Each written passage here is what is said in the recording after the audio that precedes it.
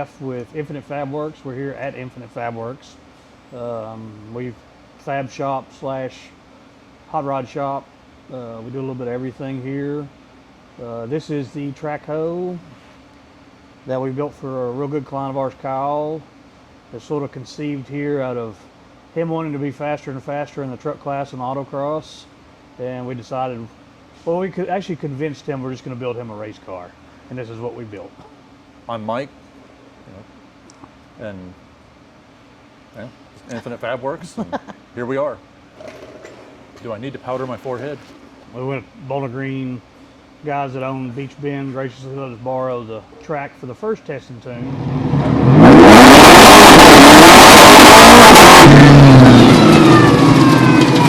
Mostly just doing, getting everything tuned, suspension tuned, drivability stuff and everything, and then, what was it? Well, that was the first time that we lost a power steering belt. Yeah, that's right. And then we had 2 different supercharger belts that came off then. Come to find out it was a tensioner. Yeah, come to find out eventually that it was the tensioner that was causing the belts to come off. Other than that, we got some good data. We, got to play around. Kyle got to find third gear for the first time and giggled his little heart out. That was a lot of trying to tune the Haltech, and it makes way more power than it can use in first or second gear, or really even third. So we're trying to put throttle limitations so that you weren't just going to sit there and spin, or he wasn't just going to sit there and spin. So that was a lot of trying to figure that out the first day. And then we took it to Alabama at the grip track. Will Posey with Big Oak Garage graciously put together a little course for us.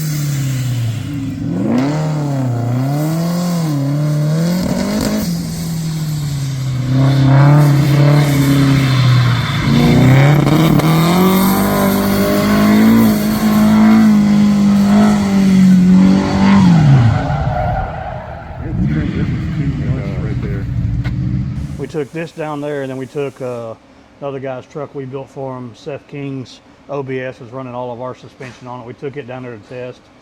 And that's the first time we realized second gear was intermittently going in and out on the first transmission that was in this. So we did most of the morning. I think it was right after lunch. It was running really good in the morning, and then it was about 11:45.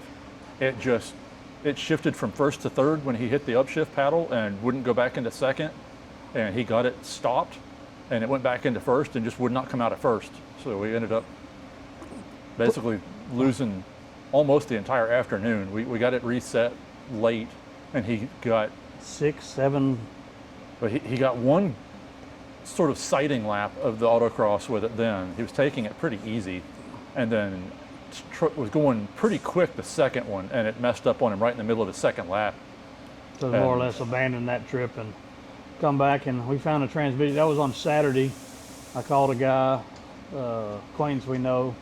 He had a transmission. No, I'm sorry, that was Friday. We went down Saturday morning, picked the transmission up, and we had a new one back in here Monday morning. So that following Thursday, we were heading to Dallas for the C10 Nationals. We literally got the thing, changed the valve body, changed the mechatronics unit, got it back on its wheels, filled the transmission up Wednesday morning. Took it out Wednesday afternoon and made sure that it did actually shift, and it went straight into the trailer. We didn't really even get hardly any testing on it at that point. We just made sure that it would shift, and it went to Texas. So we drove to Fort Worth for the C10 Nationals in Dallas. Very good event. We had not the most magnificent day. We were constantly battling power steering belts and little quirky stuff. Kind of was expected, but hopefully it was not going to be that major. But thank goodness this thing has air jacks. So we actually ran out an entire tank of nitrogen just lifting it up to build, because you got to get underneath it to put one bolt in for the power steering pump to adjust the belt, which at the time was the only scenario we had that would work to put it. So Corey and I, we decided about on Saturday, it was still having a little bit of issues, so we just threw it in the trailer and headed back here. We picked up guys from Salvage the Savage were there. They had a what is it? It's a Volvo. Volvo power electric steering. power Yeah, steering electric power pump. steering pump. They gave that to us. We came back, made mounts for it, got it in there, remade some lines, did some touch-up stuff on the tuning. A couple little odds and ends, went through, bolt checked it again, and literally put it back in the trailer and drove back out to Dallas for LS Fest, which, by the way, is a phenomenal event. We went out there. You glossed over, though. Shout out to Scoggin Dickey. Yeah. It was the good first time in Dallas. Got it out of the trailer. He went and a third lap, the power or the tensioner for the supercharger belt just broke. Completely packed up and would not do anything. And it's proprietary to It's proprietary to ProCharger. And Corey said he was going around and literally looking through the vendor area and found one on a display engine, and went up to him and said, "Hey, can we have that?" And so they let him take the tensioner off the display motor Friday morning for C10 Nationals and put it back on. And they haven't had any more supercharger belt issues since then. Then it was all power steering belts. So you don't have to worry about a belt anymore if there's not one. Yep. So like Jeff said, they made the decision.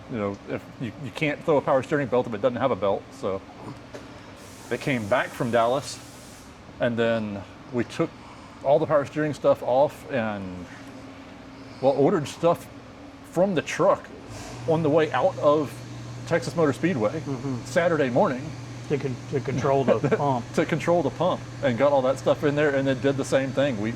We got all that here and put it on the truck and did just the bare, literally up and down the street by the shop here a couple of times Wednesday evening, and put it on the truck, and it headed back to Dallas again early Thursday morning. Then while we were at LS Fest, everything was going well. Had a couple little issues with just the pump wasn't keeping up with how Kyle was driving it. Had a couple spikes. Was able to get through all that, which he came out second in the truck class. For real, this is the first outing out that was a legitimate outing. Did well all day, got the shootout, came in second in the truck shootout. Did phenomenal at drag racing, except for some reason or other when we changed Mechatronic unit and valve bodies, it decides at 85 miles an hour it just wants to go into neutral, no matter what gear you're in.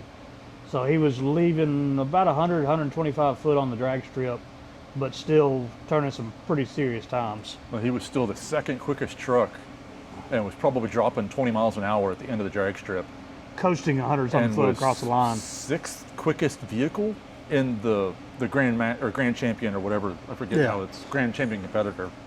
So of the 81 or 80 some vehicles that were there, with it still shutting off 20 miles per hour from the end of the drag strip, he was still like sixth quickest vehicle.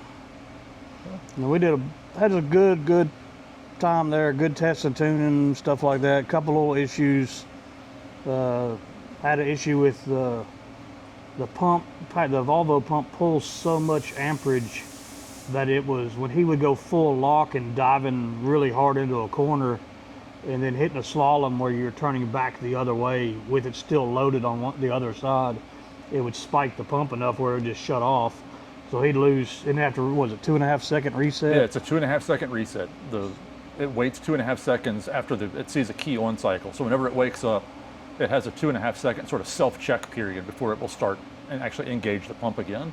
So every time it would hit that sort of amperage cutout, he would completely lose power steering for 2.5 seconds until it would kick back on, and then he would have power steering again. So we remedied that by moving. We talked to a good friend of ours, Jesse Vaughn at Level 7 Motorsports, helped us out with a lot of this. Told us to move the pump to the back of the vehicle, right on top of the batteries. That way the shortest, and upsize the wiring on it just for the amperage draw on it, because when the amperage goes up, voltage goes down. So we had issue with that with voltage drop. So remedied that. Well, we're hoping we have that remedied. It's in the back, and then the last, second or third last start-stop event he was in, ended up blowing a seal out of the rack. We looked at the data log, and it was spiking like almost twice of what Flaming River says we can do with that pump. The data log showed it hitting 1,600 PSI in the power steering system while he was going 35, 40 miles an hour.